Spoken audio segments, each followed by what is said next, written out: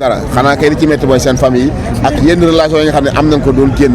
dem ci nit ñi dem ak dikk te ñi ñu doon seq dem ak dikk ak jàmm ak salaam ak relation xamuñu woon ne ñoo ngi woon ak jàngoro boobu. loolu daal moo ci lii lu ndax yaa ngi xaar tamit ñun askanu lambda bi waxuma sax homme d'état wala dara pour ñu dugal li nga xam ne mooy benn lettre demander la criminalisation de l'homosexuel est-ce que pare nga pour ñu lancer pétition boobu. ah si xaar nañ ko te yaakaar naa ne képp fii Sénégalais yaa ngi koy xaar parce que bu ñu dee Sénégal 95% sont des musulmans loolu kon tey di nga koy xaar peut-être jooy nañ ko fu ne peut-être yaakaar naa ak lii xew nii assemblée dinañ ci potoxlu pour mën a taxawaat ci loolu parce que tam wax dëgg yàlla loo xam ne boo xoolee ñi koy jooy ñoo ëpp te Sénégal dëgg la ñëpp dañuy musulman mais 95% nous sommes des musulmans te wax dëgg yàlla yàgg leen koo kaas régime bi fi jóge woon bokkoon ci li nga xam ne tey ñi ñaa ngi ko doon kaas ñii fi nekk itam bi ñuy campagne doon nañ kaas loolu bu ñëwee ci réew mi li ñu njëkk a def mooy criminaliser loolu parce que loolu nekkul acte bu ñu mën a d'accord ba tey ñu ngi leen ciy xaar boo demee assemblée itam ak député majorité député bi ñu fa am jàpp nañ ni dinañ waxtaan dinañ póotum biir xool nag yenn solution lañ ciy jël parce que lii mi ngi bëgg a garaaw parce que tey ku mu neex mën ngaa doon li ko doon mais li tiital Sénégalais rek mooy feebar biñ ciy tudd ba pare nit ñi di muy circuler ci nit ñi te xamuñu mais tey kenn ku nekk am nga yow nañ dem ngénte la ngay dëj balaa jëm yow la engagé góor yàlla sàkk la def la góor bon nga ne yow da nga bëgg a nekk jigéen loolu moom sa vie la quoi yaa xam dund ko mais nag boo ci boolee am feebaroo xam da nga koy wér di ko jox ay nit nag dafay tiital nit ñi quoi looloo jaaxal ñëpp. bon xamaguma ba est-ce que renvoi bi soxla am la parce que ay rumeur la yoo xam ne ñu ngi koy dégg rek le fait que balaa ma koo mën a joxe day fekk ma am ci ay sources yu leer parce que tam fii xam nga comme dox dajale te kenn ku nekk ngi ñëw di wax doo xam renvoi bi waaw ñu téye ci quoi parce que comme man nag d'habitude dafa fadal su ma joxe information day fekk ma am ci source bu leer en tout cas bu dee lu am la dinaa ci xam dara bientôt parce que maa ngi déggante ak ñi ma ci war a dégganteel te maa ngi xaar seen réponse su fekkee lu am la daal man dinaa ci xam dara mais jotaguma benn réaction pour wane ni loolu ñuy wax lu am la maa ngi xaarandi nag lu ci mënti am daal moom dinañ ci am leer mais man maa ngi xaar daal comme ñëpp. maa ngi xaar. alors tey da ngay def sensibilisation ci askan bi xale yu ndaw yi nga xam ne ñu ngi leen tekkal micro dinañ ko tegal si télé yi di ci transférer ay messages yi nga xam ne tey day ñëw ci wàllum lobbying di laalaale li nga xam ne mooy aspect homosexuel ci côté micro yi ñu sensibiliser tamit parents yow en tant que père de famille tey bëgg nañ nga am doo ñu sensibiliser ci loolu. waa tiit Ouzin l'heure daal est grave. l'heure est grave actuellement daal ku yor njaboot tiital ku yor famille tiital te xam ni tiit jot na waaw tiit daal jot na te ñun ñëpp nañ bokk tiit te xam daal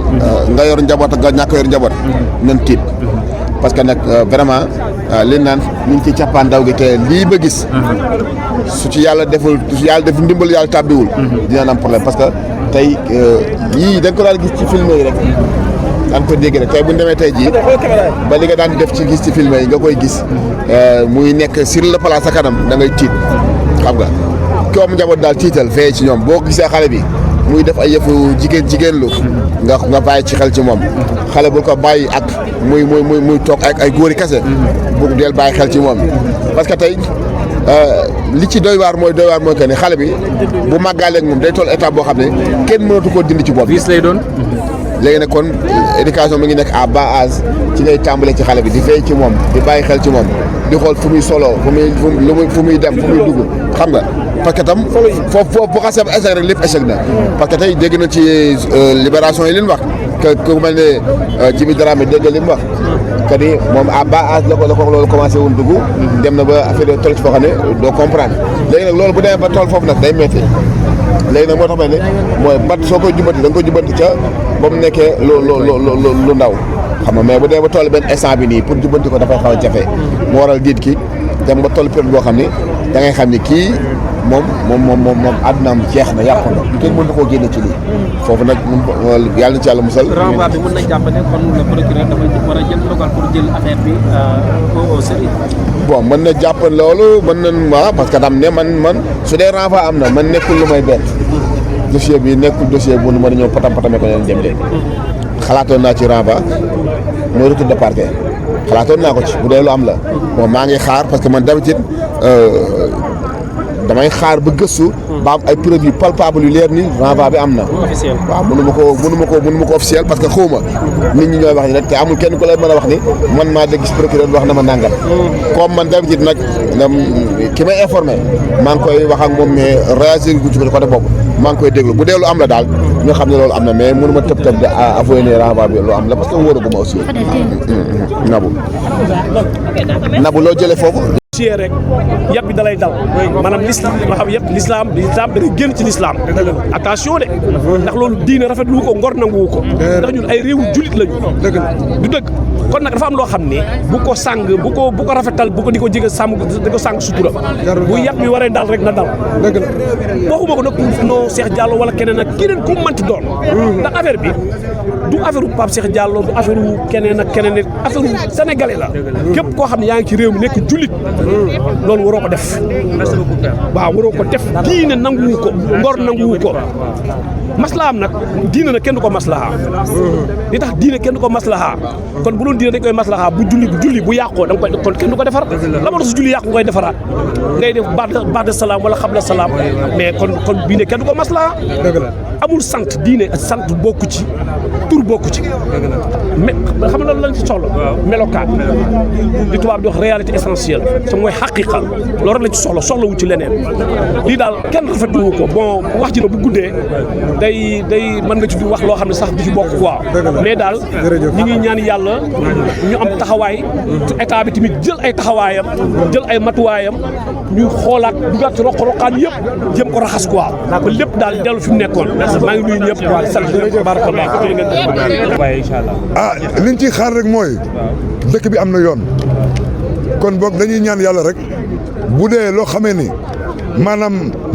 dañ ko war a teg ci sart réew mi wala dañ ko ciy teg amul may papay diw amul may nigaay diw amul may bàjjenu diw fii yoon fii dox kon yal na yàlla def jàmm ci réew mi yal na yàlla def jàmm ci àdduna bi ci barke Seydina Muhammad sallallahu alayhi wa sallam lii laa amoon ci lu may wax merci beaucoup maa ngi jaajëfal rek yàpp bi dalay dal maanaam l'islam ma xam yëpp l'islam da ngay génn ci l'islam attention de ndax loolu diine rafetlu ko ngor nanguwu ko ndax ñun ay réewu julit lañu du dëgg kon nag dafa am loo xam ne bu ko sàng bu ko rafetal bu ko di ko jege sàmm di ko sàng sutura bu yàpp bi waree dal rek na dal waxuma ko nag non Cheikh Diallo wala keneen ak keneen ku mënti doon ndax affaire bi du affaire u Pape Cheikh Diallo du affaire u keneen ak keneen affaire u sénégalais la képp koo xam ne yaa ngi ci réew mi nekk julit loolu waroo ko def waaw waroo ko def diine nanguwu ko ngor nanguwu ko maslahaam nag diine nag kenn du ko maslaha li tax diine kenn du ko maslaha kon bu doon diine dañ koy maslaha bu julli bu yàqoo da nga koy kon kenn du ko defar la ma doon su julli yàqu nga koy defaraat ngay def baat de salaam wala xabla salaam mais kon diine kenn du ko maslaha amul sant diine sant bokku ci tur bokku ci mais xam nga lañ ci soxla melokaan li tubaab di wax réalité essentielle te mooy xaqiqa loolu rek la ci soxla wu ci leneen lii daal kenn rafetlu ko bon wax ji na bu guddee day mën nga ci di wax loo xam ne sax du ci bokk quoi mais daal ñi ngi ñaan yàlla ñu am taxawaay état bi tamit jël ay taxawaayam jël ay matuwaayam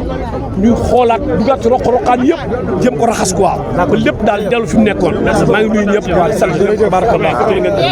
waaye incha allah liñ ciy xaar rek mooy dëkk bi am na yoon kon boog dañuy ñaan yàlla rek bu dee loo xamee ni maanaam dañ ko war a teg ci sart réew mi wala dañ ko ciy teg amul may papay diw amul may nigaay diw amul may bàjjenu diw fii yoon fii dox kon yal na yàlla def jàmm ci réew mi yal na yàlla def jàmm ci àdduna bi ci barke Seydina Muhammad sallallahu alayhi wa sallam lii laa amoon ci lu may wax merci beaucoup maa ngi jaajëfal